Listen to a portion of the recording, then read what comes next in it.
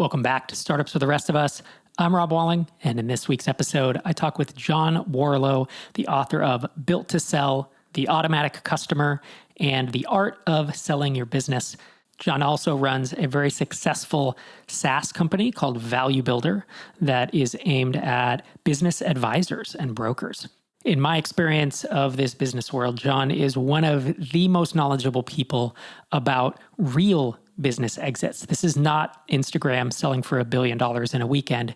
This is about software companies, agencies, manufacturing companies, e-commerce, just, the thousands or hundreds of thousands of exits that are below the radar, that are not on the front of TechCrunch, and that are businesses that sometimes sell for multiples of EBITDA, or in the case of SaaS, often sells for a multiple of revenue. But these are not 100x revenue. These are those realistic business exits. And John has interviewed hundreds of founders over on Built to Sell Radio, if you're interested in hearing more about that. But today, he and I dive in how to decouple yourself from your business by creating standard operating procedures. And I know you've heard this before. You should create SOPs. We know. So we go a little bit into why and how that can increase your exit multiple, but also how it can reduce your earnout if you do decide to sell your company, and how it can make your job as a founder easier while you're running the company. And so we don't just talk about theory, though. We actually talk about this tool that he and his team have developed through a lot of iteration and a lot of customer conversations. It's called VidGuide at vidguide.com. And they've taken a really novel tact on it, not only how to create SOPs, but how to get your team to consume them. And so we dive into that topic for the next 30 or so minutes. John was previously on Startups for the Rest of Us in 2021, episode 532, The Art of Selling Your Business with John Warrillow. It is one of the most popular episodes of this show. If you haven't heard that, it's amazing. John, since he is an interviewer, is a good interviewee because he knows what it takes to put together a good show. So without further ado, let's dive into my conversation with John.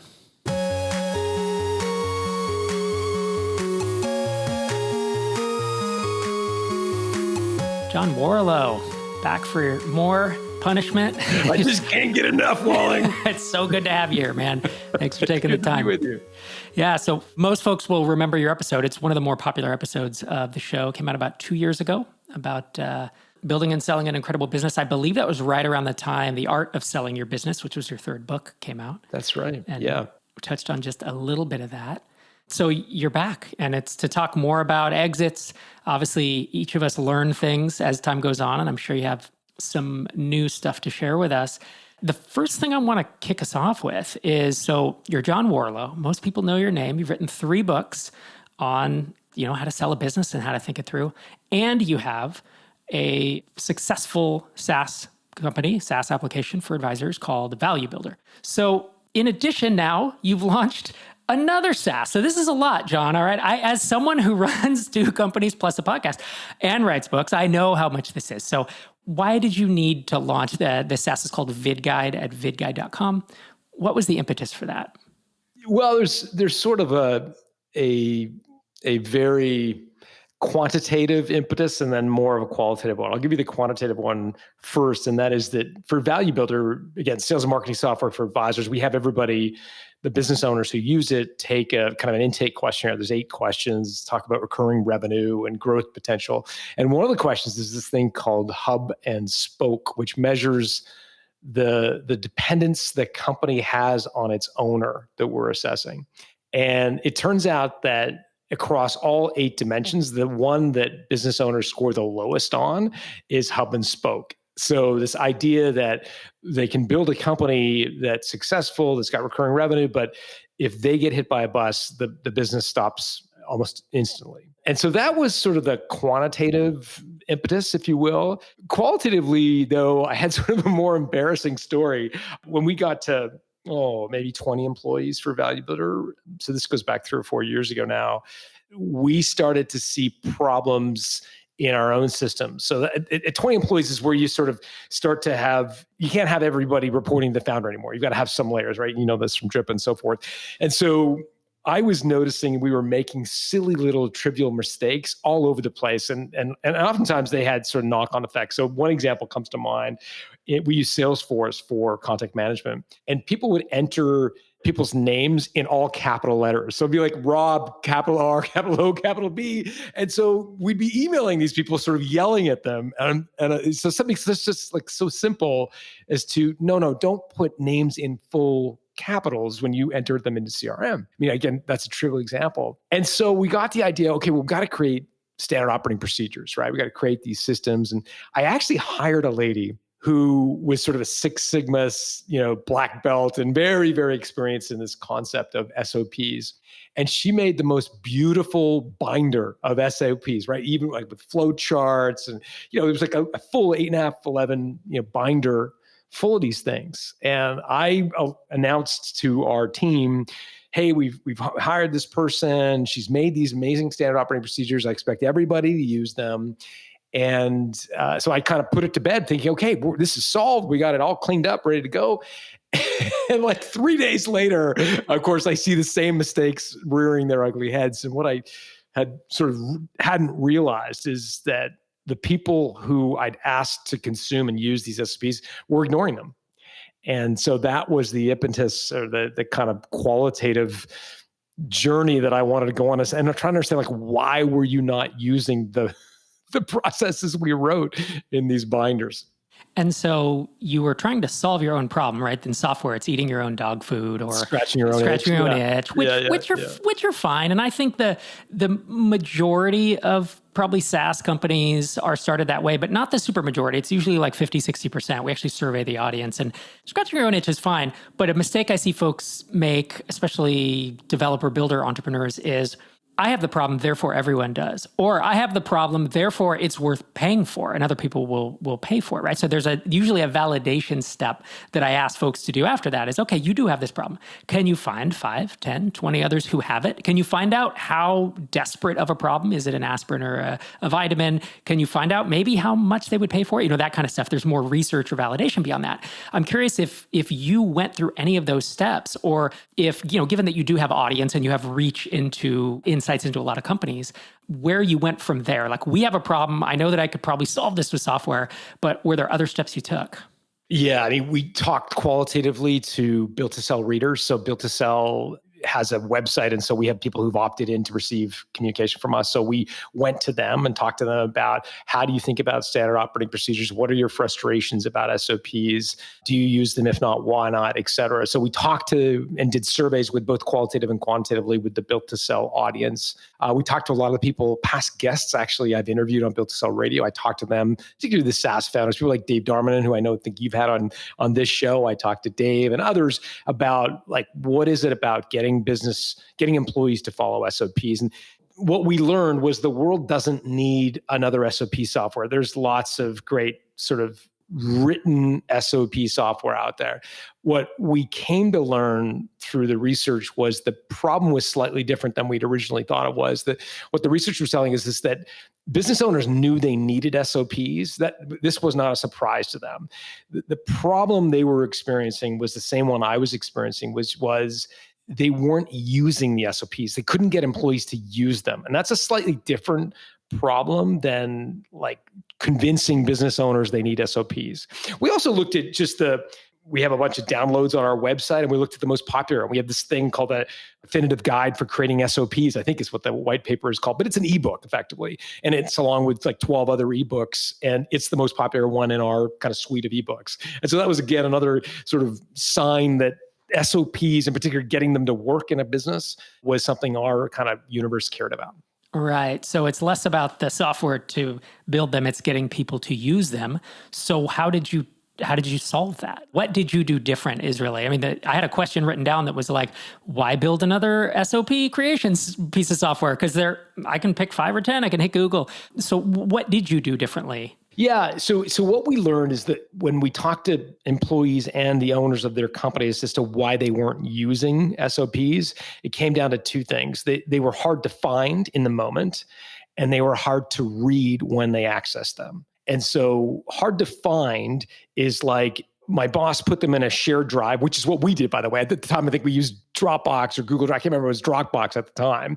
And we just put them in a folder deep sort of into the file architecture, 6, layers in. And people just couldn't find it when they had a moment they were actually talking to a customer. They couldn't find it. And so they skipped the SOP. So it's hard to find. And the second problem is that for a lot of us, it's hard to read. I'm not a great reader. I'm a slow reader. I don't know if I'm actually dyslexic, but I think I have a slight orientation towards dyslexia, which means that a written document for me is hard to follow. I can do it, but I need a lot of time. And so those were the two things we found out. And so the idea that we came up with was to create Loom for SOPs. And so you think about Loom, we've all used it for sharing, videos and so forth. And again, we came by this idea honestly, because in my own company, what I found out is when people had a problem, they weren't referring to this giant manual that we'd spent a lot of money creating. They were recording a quick Loom video and just shooting it to the employee who needed it to know how to fix the problem. And so here we are spending all this money on SOPs, and yet we were bypassing them to ship like little Loom videos. And so we thought, okay, if Loom works, people want video, it's easier to consume and digest and metabolize video than it is written SOPs. So video works. What's the problem with Loom? Well, Loom's a great tool and it's perfect for some things. However, what we found was that we were still, when you're sending a Loom in an email, finding that Loom video weeks later when you need it again to watch back was difficult. It was, again, sifting through email. And so what we built is this thing called Flight Path, which means that you can tag a video to a piece of software. And so, for example, if you're trying to convince or to explain to your employee how to send an invoice out of QuickBooks, as an example, you can tag your VidGuide to QuickBooks.com. And then when your employee logs into QuickBooks.com, the video pops up in front of them. So it's kind of like right in front of them, which is what we've heard again and again, is that people value the in context sort of idea of seeing it in context when they're doing the work. So if you need to figure out how to send an email on a drip, as an example, or build a lead page or whatever, you can tag the instructions to the actual software people are using. So that's sort of how we sort of solve for and made it different than Loom. It's also got Step Builder. You've interviewed Arvid Carl on this show, have you? Mm-hmm. Yep. Yeah. So I interviewed Arvid for Built to Sell Radio, and he was describing to me the sale of his company. And to transfer Feedback Panda, he had like a 1-hour video he shot for the buyer of the business, Kevin McArdle, and basically described how all of the code worked, the code base, like how it all sort of stitched together. And I showed Arvid VidGuide, and he's like, man, if I had had this, it would have been so much easier, because the other thing we built is Step Builder, which allows you to basically take a 1-hour video that you can shoot and break it into little mini bite-sized videos, create a process. So it's kind of, again, built from the ground up for creating and sharing SOPs. Right. And it's a video first platform that Video focuses native, on that. yeah. And that's super interesting. I remember you and I had a conversation at dinner at one point. In Minneapolis. Yep. You were explaining VidGuide to me. And my question honestly was, there are so many out there. How are you different? And the moment, the kind of the spark moment for me was when you said, if you're teaching someone QuickBooks and they go to QuickBooks, because it's a plugin, right? It's like a Chrome plugin. Or it's a Chrome plugin, yeah. And it just says, we have a VidGuide. Like we have a company VidGuide for this site. Like that is the genius moment, right? Because then I don't have to ever think, where's the Dropbox directory? Where's the binder on my shelf, right? Exactly. Yeah. Super interesting. And so I'm curious. So a lot of times innovations like this, because you've obviously created kind of a novel solution to this. So there's two things that can happen when you think of a novel software solution. One is it's like ahead of its time, and people are like, we're used to doing it this way, and you're kind of asking us to change behavior, right? So let's talk about that first. I'm curious if that's happened. The second thing that happens is the moment people say, oh my gosh, that's a great idea, competitor copies it. And then you're stuck with like, okay, now I'm competing against them on brand and other things, right? It's like, it's not that you can't outcompete them, but a novel feature is only a novel feature until it's replicated, right? 100%. So on the first one though, have you found that folks are resistant to it because it's maybe different than the ways they've done it in the past? Yeah, which is why we've moved to live onboarding. You can get a VidGuide account for as low as $29 a month. There's different stages depending on how many employees you have and so forth. But we assumed, okay, for that price point, we've got to do everything electronically. Like it's got to be all digital onboarding. It's got to be videos. It's got to be, and again, ironically, because it's a video platform, we really have found that it's worth investing the time in doing a live onboarding. And so what I mean by live onboarding is basically a human being scheduled into a scheduling software where there's a point in time where someone from our team jumps on a call with somebody else and says, tell me about your business. What are you trying to standardize? What are you trying to create processes for? And it's that sort of, to your point, it's the change in behavior, it's the change of way of thinking of SOPs that's required more heavy lifting than we thought. So it's got us thinking right now we're doing, and I know you've talked about this on Startups with the Rest of Us a ton, is like do it analog first, figure out how to get the onboarding right in a very high touch way, knowing that it doesn't scale forever, but it's better to do it right up front. So we've moved to full kind of white glove concierge sort of onboarding, which is expensive and time consuming, but I think it's working to solve the first problem. The second problem you raised is another good one we think a lot about, which is what happens when one of the other kind of SOP software out there does exactly what we're offering, which of course they all have resources to do. Many of them are venture backed. A couple things on that. Our vision is to really be Loom for SOPs from the ground up. So everything we think about is really about internal knowledge sharing. So unlike some of the other platforms where they might serve dual purposes, might be a sales enablement tool or for sharing things with your customers, we're really saying, no, this is designed for the ground up for employees. And so what that means is that we're always optimizing for that. So yes, somebody could knock off Flight Path, which is the little pop-up inside a Google Chrome browser. But we've got sort of 4 or 5 other features that you wouldn't really build unless you were building it for SOPs. So again, I mentioned Step Builder, which allows you to take a long video and make it into little steps, swap out one steps, re-record another video. All these things you probably wouldn't do if you were just a screen recording software or just an SOP software. Another one we thought about is, you have somebody new join your team, you want to instantly grant them access to all of the SOPs that correspond with their job description. So basically you swap out your bookkeeper for bookkeeper A to bookkeeper B. You want bookkeeper B to have all the stuff that bookkeeper A had access to, or you have someone new join your sales team.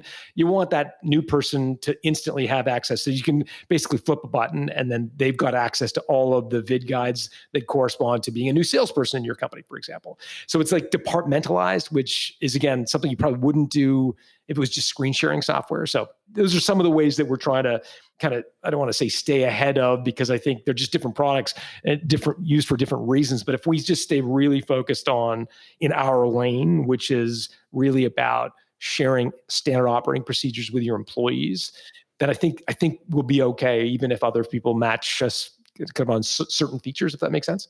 Yeah, and that's how I'd be thinking about it too, right? When folks, early stage entrepreneurs will come on this podcast and I usually ask them, how are you differentiated?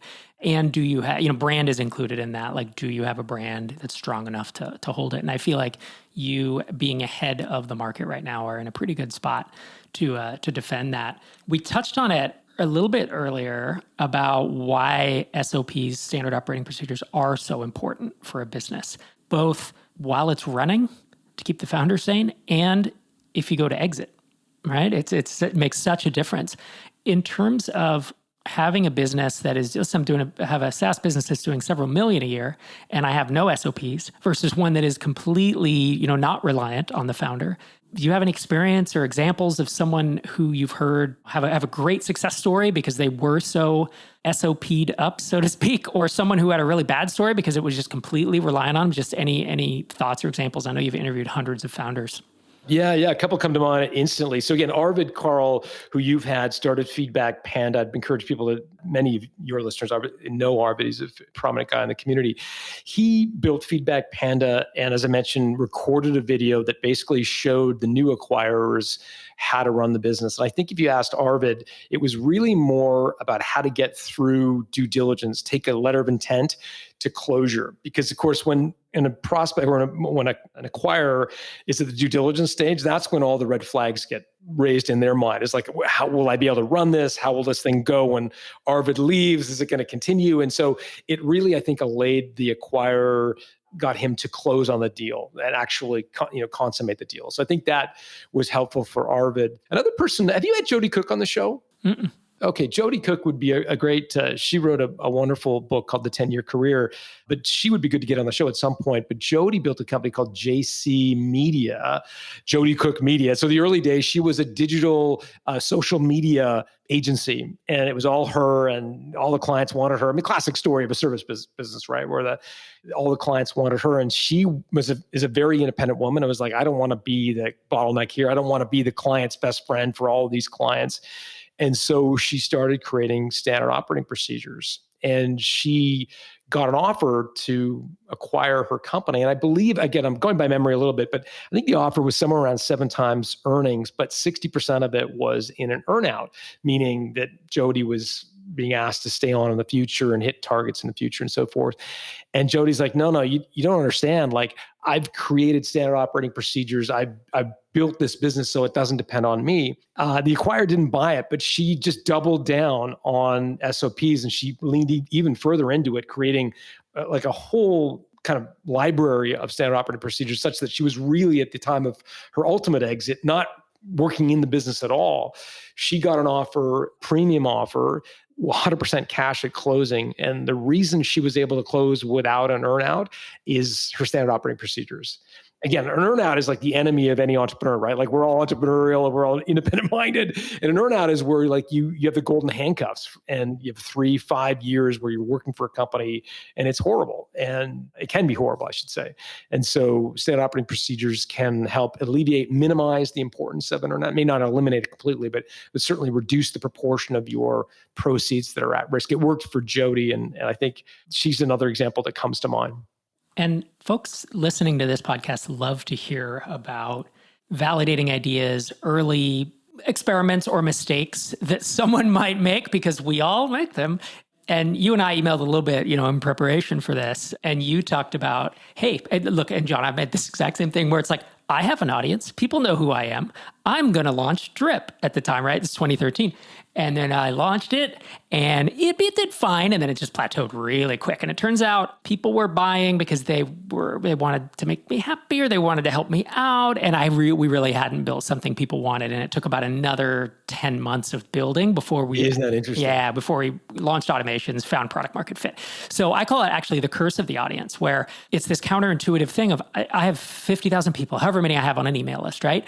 And if you email them and said, hey, I'm going to build this thing, would you use it? A lot of people will say yes. A lot more than would otherwise say yes if you didn't have that audience. And so you can get these noisy or just incorrect signals from your own list. And then you have to start sorting out what's real, what isn't, who really needs this, how long will they stick around, and all that stuff. So with that said, early validation of VidGuide, I'm sure you went to your own built to sell list. You want to talk us through how that's gone?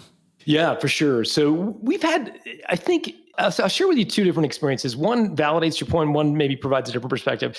The first that provides somewhat different perspective is when we first launched VidGuide, we really wanted to set this up as its own company. We didn't want this to be like SOPs by Built to Sell, for example. We really wanted it to be an independent brand, in part because like Built to Sell has its own shtick, its own sort of, VidGuide is a different offering. And so we wanted to be separate.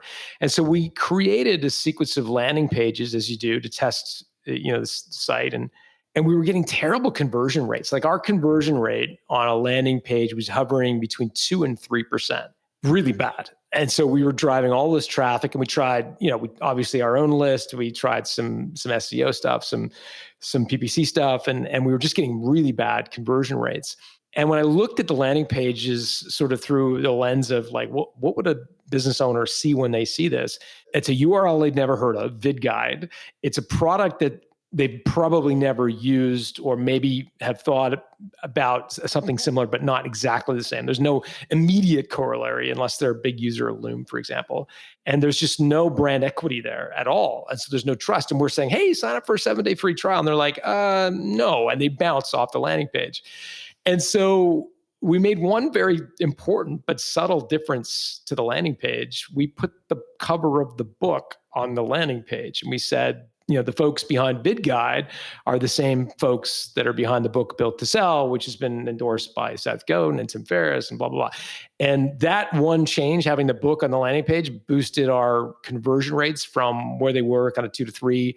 We're up around 18% right now, and have not really made any material differences other than the book on the cover. Now, I would agree with you, by the way, Rob, that we have had some customers who are like, I like the book, I'll sign up for anything that has the book on it. And I don't, that's just, there is a portion of the market that like the brand, and therefore we're like, yeah, I'm not really in the market for SOP software, but I like the brand. And so it does come with that as a caveat. What I would also tell you is that what we've learned is that an endorsement, and probably because it's a relatively new category, an endorsement from an advisor or like just a trusted source is a big deal. We've tracked conversion rates to paid on people who sign up through our own list, the Built to Sell list, versus when one of our value builder advisors makes a recommendation to use VidGuide. And in the latter case, our conversion rates are much higher. Again, it makes sense, right? It's someone you trust, someone you know, someone you've worked with in the past saying, hey, you guys should use VidGuide. Like it's a huge endorsement, and that really does spike our conversion rates from trial to paid. We're actually later this month, I'm not sure when this pod will go live, but we're looking at, we are launching it officially to the Value Builder Advisor community and looking to mobilize that community as well, because it's a really important issue for them. This hub and spoke score is one of the big reasons that the businesses don't reach their full potential because they're just too dependent on the owner. So like we're singing from the same hymn book there, but that was a learning for sure. The other learning, I know have you had April Dunford on the show? Yes, April's spoken at MicroConf, and I've definitely had her on MicroConf On Air, which is a live stream show. I'm pretty sure I've had her on this podcast. Yeah. She's great, by the way. Folks should check out her book if they haven't already done so, but she's great. And she talks about positioning a lot. And that is her shtick for sure. And we went through April's sort of methodology for VidGuide. And before we did, we were talking a lot about the importance of standard operating procedures. So our messaging was like, hey, you need standard operating procedures in your company. And what we came to learn through the April Dunford messaging exercises is that that's actually not the message. Because again, most people listening to this, most business owners know they need SOPs. Like it's not, they've all read the E-Myth. It's not a big revelation to them that they need standard operating procedures. What they do need though, and what we sort of pivoted early in the process, again, thanks to April, is this idea of what your real pain point is, getting your employees to follow the SOPs you've got, or getting your employees to follow what's in your head. Many entrepreneurs say, well, I've got an SOP, and you get them to point to it, and they're like, well, no, it's like everybody knows it. Like this is the way it's done. And what they realize, it's in their head, and they haven't ever actually articulated it or recorded it or whatever. So April was super helpful in getting us to kind of pivot from here's why you need SOPs to the problem that you need an aspirin for, which is getting your employees to follow the SOPs you already have. And see, that's interesting too, because a lot of tools, you could use a lot of tools to create SOPs.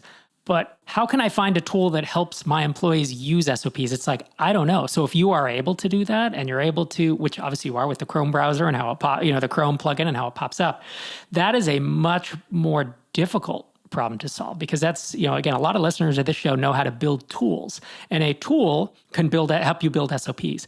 But a tool on its own, I think, might struggle to get people to use them unless you have a very creative, you have a deep understanding of your customers, right? The fact that you have this Chrome plugin, and the fact that you have the organizational structure that you said, where everything's can be tied into the different applications. Without focusing on that, on getting employees to use it, as you said, I guess it's super easy to have them not, right? To create them and just have them not. Yeah. It's also one of the hidden little secrets of VidGuide is that I think a lot of us as entrepreneurs, a lot of entrepreneurs I talk to on my pod are the essence, we're kind of control freaks, right? Like we there's a certain way we want it done, and it's probably why we've been successful to some extent, is because it's like, no, this got to be this good. It's got to be done this way. And what we've built is the ability to kind of just basically snoop on your employees. So when you share a VidGuide with an employee and you say, hey, this is kind of how I want you to do it, and you tag it to QuickBooks or whatever software you want them to use when they're doing the activity, then you can actually see through reporting console, like, have they watched it? How far into it did they watch it? Did they rate it? Did they provide comments? So you can kind of say, like, hey, I sent you this VidGuide, but you didn't watch it. And so the reason you're making this mistake is because you haven't done what I told you to do. So it gives owners a little bit of snooping ability, which I think some have told us that's super valuable for them, right? Like, is the ability it's not the most progressive way to manage a team, but some people like to kind of inspect what they expect. I say less snooping. I say more about accountability. All right. You're saying it in a nicer way. if I give someone potato, if I give someone a binder, you're right. You just have no idea. Right. Did they look at it or not? And if I send them a video and they don't watch it and then they do it wrong, that's a problem. If they don't watch it and they do it right, fine. I'm not going to micromanage you, but if you don't watch it and then you do it not the way I said to do it, making the same mistake. Yeah. Yep. That's a real problem. Yeah, for sure.